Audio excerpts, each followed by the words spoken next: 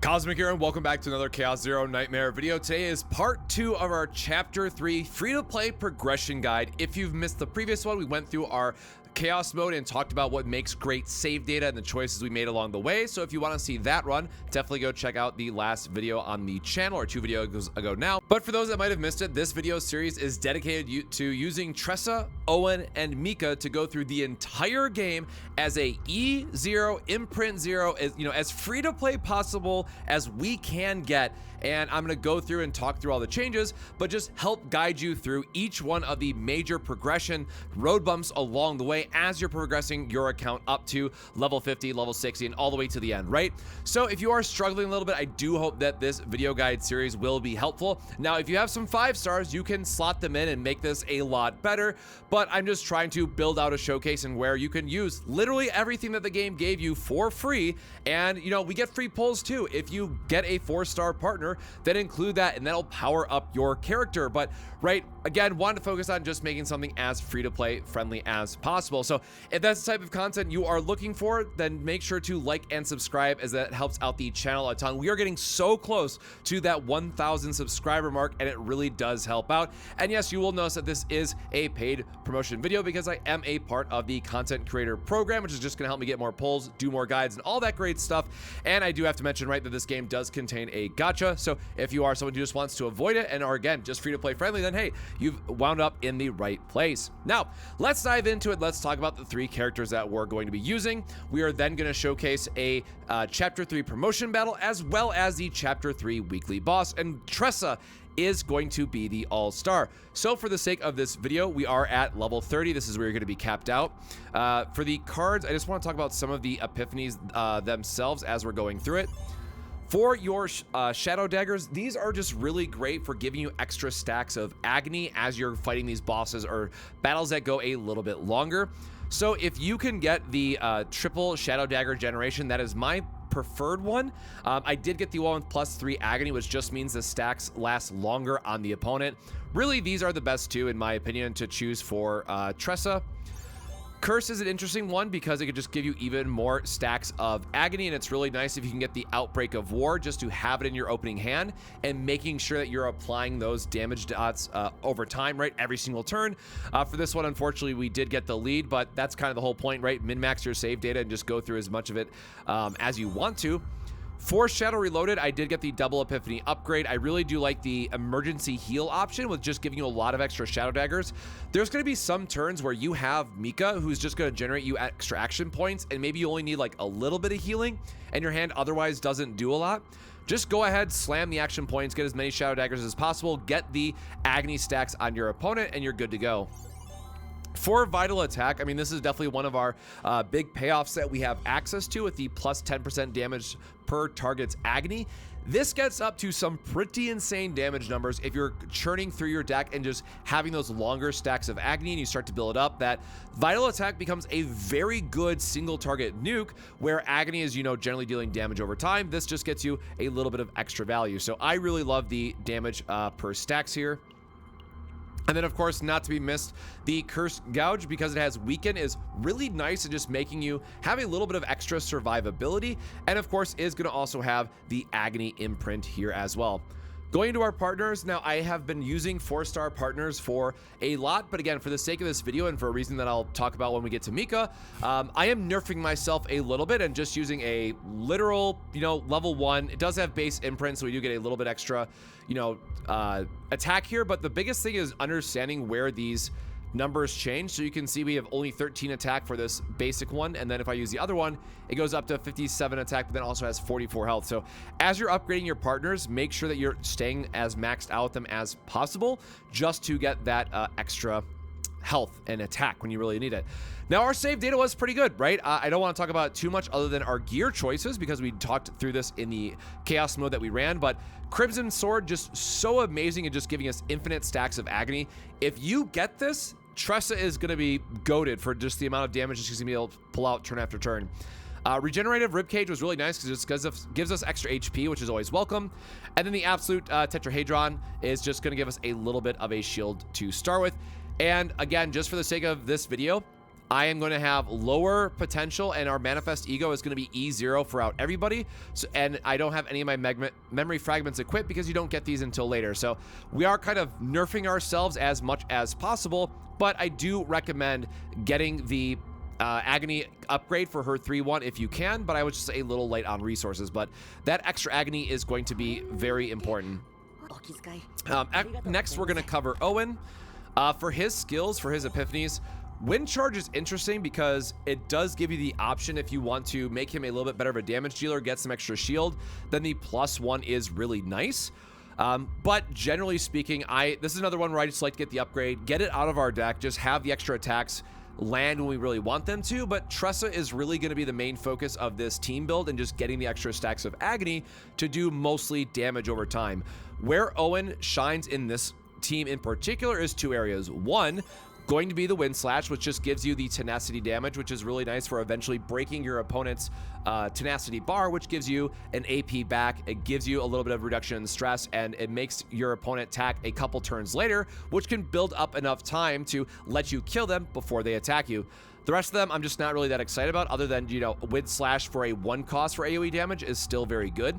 And then the other one that's really notable here, I'll just skip ahead really quick, but the next one that's really important to talk about is Wind Riding and making sure that you're getting the extra shield for the 220% shield and 3 damage reduction. Again, we just need a little bit more sustainability to build up Owen over time and making sure that our Mika can loop to our heals while that Agony is slowly ticking away in the background, right? So generally your turns are going to go stack up as much Agony as you can, next turn defensive and do a little bit of healing. And that's generally how you're going to want to use Owen in this team in particular. For break armor, having the vulnerable is nice. It's not as important in this case. So I just like, again, taking a free one where you can if you have the option to. Or if you use the Wind Charge upgrade, it does get you a little bit more damage for those turns that you have to use Owen's big attack and your opponent's not attacking you, so you can still push out a little bit more damage. And I want to stress again, Gale Strike is very, very good at dealing damage and giving you just that little bit of extra sustain, so do not be afraid of using Wind Charge into this to get the double hit, which is really nice. And keep in mind, Wind Charge is just the next attack, and it does persist until your next turn, so it's really great for being able to set up that last action point and go into your next turn to use one of Owen's effects. Again, for the combatant, I'm just going to use a level 1 that does have the imprint. For this one, we're using the gets damage increase for cards that cost 1 or less. There are partners for both 1 or less, 2 or higher, so pick the one based on your build. If you're going more AoE focused, you're going to want to use the partner that has the 2 APs get boosted. If you're using the single target Owen, then you want to use Douglas in this case. For our save data, again, I really wish we would have got more defensive options here. Unfortunately, we did get a divinity upgrade for the extra draw, which is really nice. But the most important thing is that we did get our Wind Riding with the damage reduction. Otherwise, we got some AoE with extra Agony, which is very nice for, again, the build that we're putting together. This works very, very well with Tressa, who is then looking for more stacks of Agony on our opponents. And when we can combine that with the Wind Slash, right, just AoE damage, AoE dots, very nice to see. Assault Boots, just very nice to get an extra shield. And then the second attack card each turn gets plus 15% damage. This is kind of whatever. It's just a nice health boost where we can. Again, potentials, do max these out. Try to get the 3-1 if you're going strictly free to play, what have you. I just didn't have enough resources to really go all in on this, so I did have to save it. Memory fragments, again, just for the sake of run, showcasing that there's nothing hidden. I'm not hiding anything from you guys. I'm trying to be as transparent as possible as I'm doing these free to play guides. Nothing there. And then Manifest Ego, still E0. When we go to Mika, you'll also notice that I have a lot of these that I could be upgrading. But again, for the sake of content, for the sake of the video, all that stuff, I'm trying to be as true to the free-to-play as possible. Now, I'm sorry, here's where I messed up. Mika, unfortunately, because I'm using her in my main teams, is level 40, which does give me a little bit of a stat boost. So from the overall team stats, this is the reason why I'm using all the level 1 partners, is because if I was using the on-level partners, that would give us the stat boost that is, I think it would actually be higher than what Mika is giving us at 40. So do keep that in mind. For her card upgrades, I really do like the, now that I've been doing more Nightmare mode, I gotta say, the -2 ally stress is so important. Like, I cannot imagine picking any other one of these options anymore. I am always looking for the -2 ally stress where possible. Now, that said, the Retain Source of Water that gives extra healing to the next card is very good for Mika's best card, which is going to be the Blessing of Waves. And the only reason why I'm surviving, let me tell you, in Nightmare 4, Difficulty 4, all that stuff, is because of this very first Blessings of the Wave.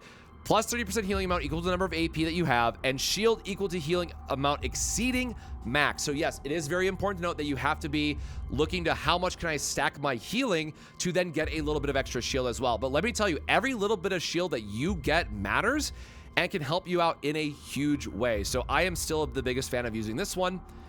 And then for the rest of her kit, honest to goodness, it really doesn't matter that much. She is just there to heal. Her ego skill, which gives you 2 more sources of water and just provides you so much healing, so much AP generation, is really what she's all about in helping smooth out your turns, turn over turn. Same thing again, very basic partner here. There's definitely better ones to use. I really like the Arwen, which gives you the extra healing and has a very good ego skill of just the 200 heal with 1 damage reduction. I was using Alyssa, which you can get as a free-to-play, purely free-to-play by the Zero Shop store. So you get 1 4-star partner of every single type in the game. However, this one's good if you're doing like long runs because it does give you the HP recovery. But for the ego skill, I do value the extra healing that the other one gives a little bit more by comparison. Now, for our save data, here's the other thing that I have to stress. So by this point, you should have somewhere around 35k TB save data for all of your characters. If you go back and watch our Chaos video, that's basically what we ended up at a 31 to 35 range. Because we are lower, and we had to go back, right? So here's the example of the Tressa comparison. This is the run that we got live during that run. But for Mika, I accidentally deleted her save file. Because I have so many of these, I always try to trim down to what is my favorite save file or what I'm doing for content. So I am even further nerfing myself. I want to be so clear. I am using a very bad save data for Mika just to try to make a point and make this as free-to-play, straightforward as possible, right? For potential, she does have her extra healing water barrier, which is really nice. And then, as I mentioned, going back here, memory fragments, no hidden gear, manifest ego, no hidden stats or anything like that. So with that team overview out of the way, let's go into our missions and go to our chapter 3 battle. So as you're in chapter 3, you'll get stuck to these guys, and this will be the 2 enemies that you have to appear. So we're going to go over the chapter 3 battle and then go into the weekly boss as well using these teams. So this section is just going to be a straight clear, talking through my plays, talking through my choices. And the most important thing to note is turn 1 for this guy, you want to do as much damage as possible because he does not have his debuff yet. So with that in mind, I do want the tenacity break because that can matter later. And the rest of our hand, unfortunately, is not that great. So the only options that we have are those 2.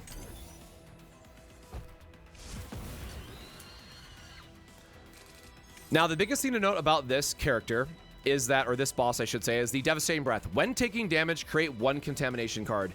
So you do not want to bring a multi-hit character, if you can, into this battle because you will just get your hand filled with these contamination cards and take a massive amount of damage. You want to bring in hard-hitting single-target units, or where Tressa is really good is she has a lot of skill cards that can apply Curse, and we're going to do that over the course of this battle. So in this case, we do have a source of water, which is going to draw us an extra card. Unfortunately, really didn't draw us into anything that we wanted. So here we need to be careful and navigate our action points. We're going to remove this from our hand so we don't take the damage. And then we want to get at least some stacks of agony on them. And we're going to take 1 instance of damage from getting another contamination card as long as this is a damage dealing effect. So there's a contamination, and that's where you can start to see the agony build up for us. They're going to be doing a big attack here, so we're going to want to use our Wind Riding, which is going to give us a big shield and damage reduction. And then again, because we have Gale Strike in this instance, and we know that it's going to give us a little bit of extra shield, not too much in this case, only going up like 20 or so, but If you look at how it's changing our health bar up here in the top corner, we are now going to be taking less damage overall while still getting damage in. Now, of course, we have to worry about the contamination card, which unfortunately we don't have a source to remove that, but the shield is going to help us a little bit here.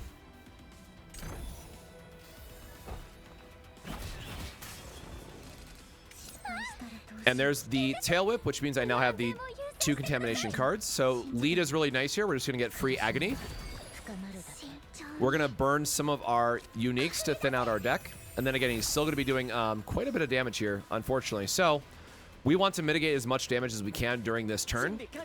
Wind charge, as I mentioned, we can save it for the next turn. So we're going to draw a card, and either, you know, it could be a big heal, or I guess I forgot that we're going to get back the other effects. But I was going to say how we just want to burn the contamination to save ourselves from taking all that extra damage. We could also use his effect here to get a little bit of a shield, but I want to try to save that for the second boss. So I could have checked my deck there, but I was pretty sure that there was a heal left. Oh, I guess there wasn't.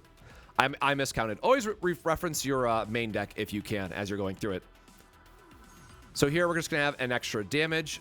We do have the wind charge, so now Gale Strike is going to be able to hit twice and give us a good amount of damage for this turn.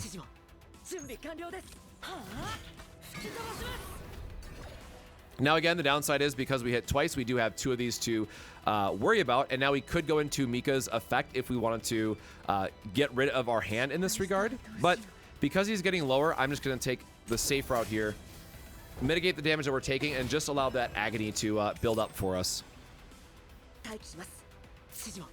Just shy of the tenacity damage here.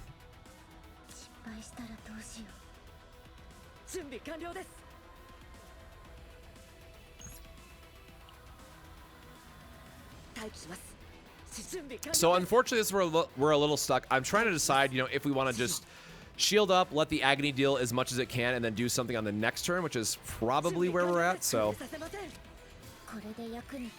a little healing, a little shielding, and I wish we had one of our other ego skills here, but on the next turn, the agony is going to give us a couple extra ticks, and then we should be able to KO him on the next turn, as well as get a little bit extra healing here is very nice.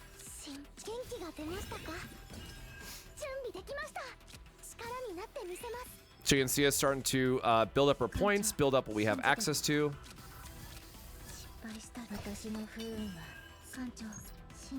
Now we are going to use both of our daggers here because it is going to give us a little bit of damage, a little bit of agony, and we'll burn one of the stacks here.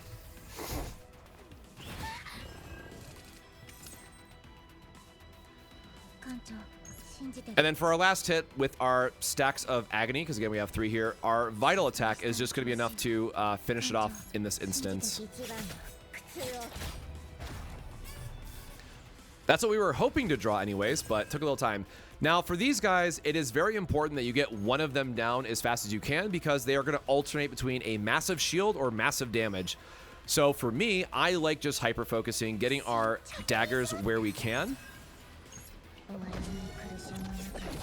So we're going to use Tressa's ego skill here, which is going to give us stacks of agony. We're going to get a couple daggers, but what's important here is that we now have the Shadow Reload, which is going to give us the AoE damage for these guys instead while exhausting all of these. So we are going to use that.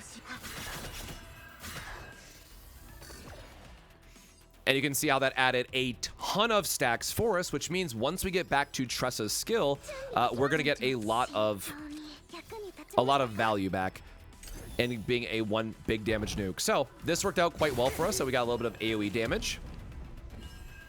But now this is where they get really annoying and they just get a bunch of shields, unfortunately.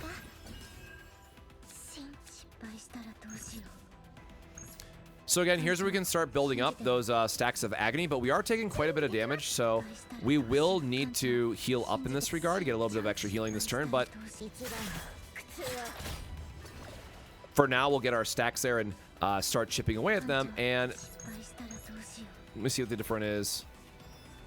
So 200 versus 100, so We'll apply weaken to the other one just to try to mitigate the damage that we're taking a little bit, and then do a heal.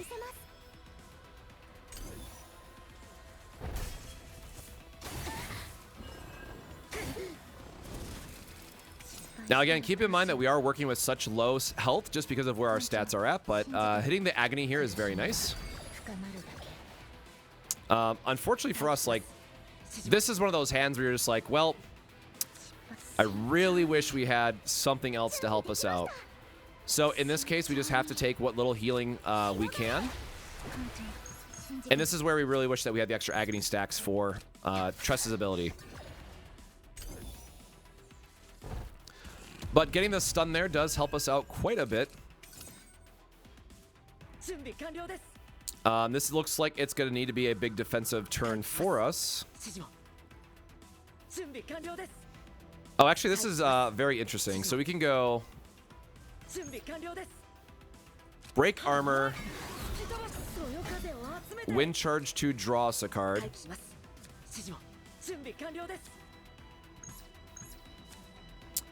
We kind of want the damage reduction instead just to stay alive.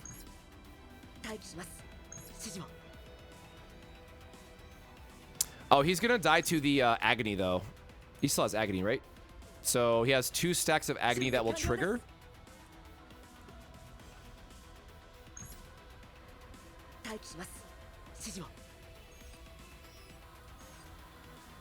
Oh, he's still doing 100. Wow, 153 is still pretty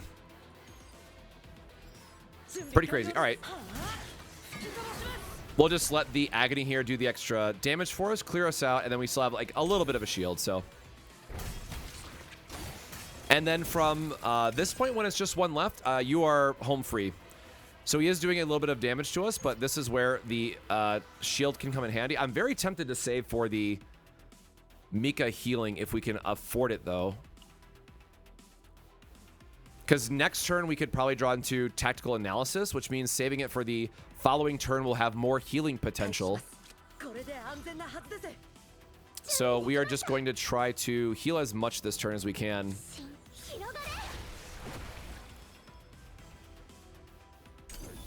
Yep, so there is our 6 ego points that we needed.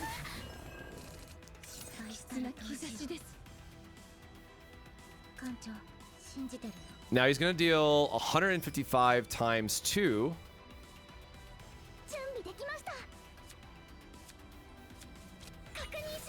This is where you have to be very mindful of the action counter, because this is going to slowly tick down as we're trying to heal up.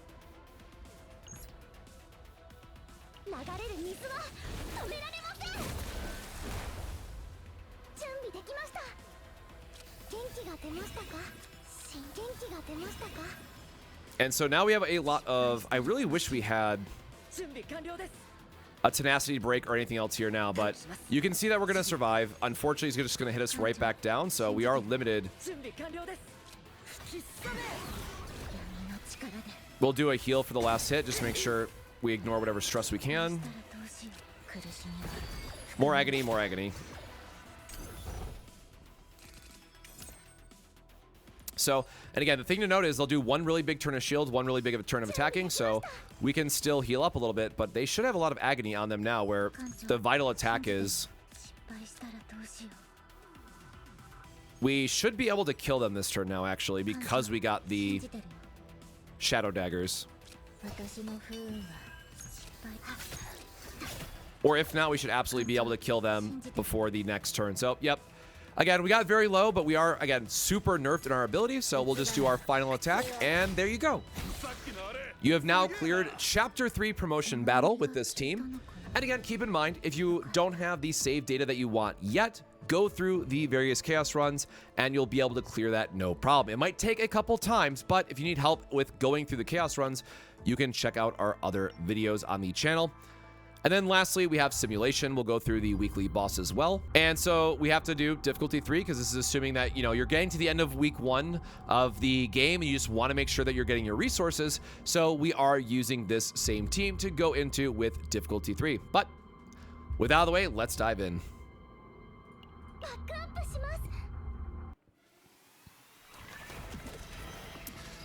Now, Tressa is very important for this boss. The thing to note here is that it's going to have 2 health bars, but for us, we need to make sure that we are just getting our stacks of agony because he's going to have a massive damage reduction effect that slowly starts to build up. So you are not able to do big single target hits into this guy. You will want something that is multi-attacking and chipping away at the boss instead.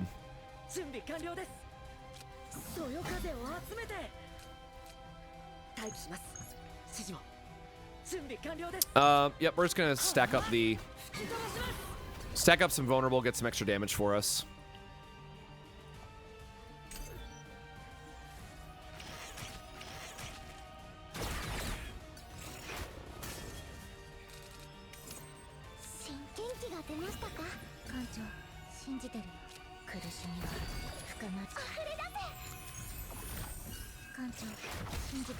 This is again where I really wish I had the Agony Dagger throw because that would make a big deal for us. Now, unfortunately, again, because we don't have the basic skill for her, this is going to be a slow and steady wins the race situation for us. And again, we could use the Vital Attack, but I want to try to mitigate our damage that we're taking.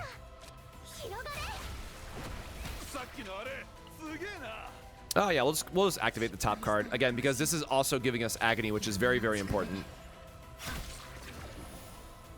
Well, unfortunately, that hit the wrong target for us.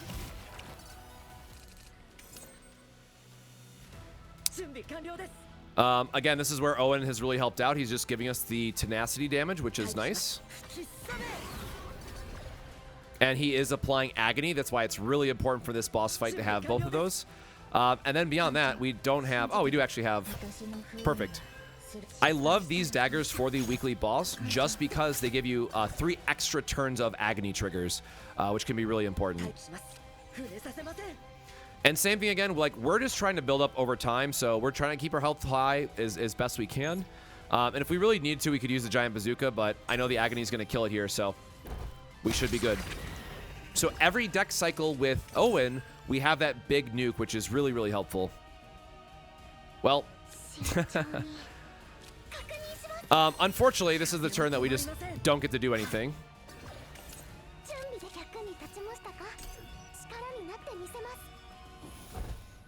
And at this point, we might want to end up cycling one of them. On the next time he summons a bunch of guys, I was just going to say, because I figure we're not going to get the skill, we'll use this to clear the way for us. And this is where you can start to see that damage reduction start to build up, where this is now only dealing 36% of damage, which is very unfortunate, but... here we can use the Vital Attack because it does have the Void Weakness is really important. So this will be a nice multi-attack, which is then going to give us the extra...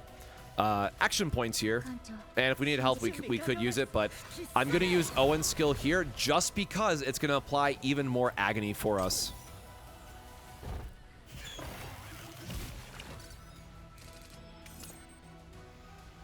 Whirlpool here is a nice substitute. We're not really doing much else, unfortunately, so we will use our bazooka into Whirlpool.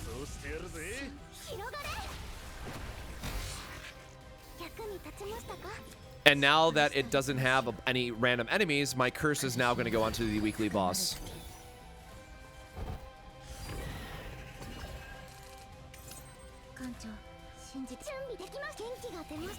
We have a free draw, so we're going to see what we get.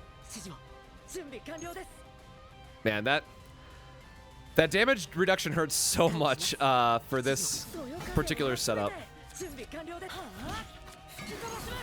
All right, more agony, more weaken, and then again, just more stacks of agony. This is why, if you're struggling with this boss at all, you can see all the debuffs that we have on them already. And then Owen's got his dot on there too. Just swap for Tressa.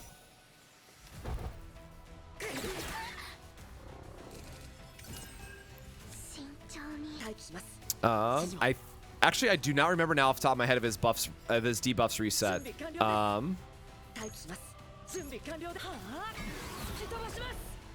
I feel like they don't, if I remember correctly. Okay, yep, so you can still see all the debuffs here. And because this is the second life of the boss, now we can go ahead and just use her skill here and then just get the extra Shadow Dagger damage that way.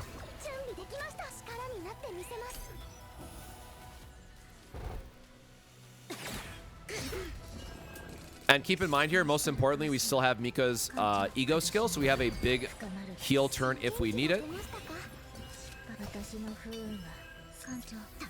More Shadow Daggers, more Agony. We're going to do Wind Riding to give us a nice nice amount of healing. And we're going to set up the Wind Charge for potentially the next turn. Yeah, this is doing a... Still absolutely massive reductions, but, you know, vulnerability is still good for, if we get Tressa's ability, that's going to deal damage based on Agony Snacks. That will still deal a lot of damage for us. And there it is. So we got the Vital Attack, which again is still doing amount of damage per target's Agony. So in this case, we actually want to stack up the Agony before we forget. And there's going to be the break to get us the extra action points.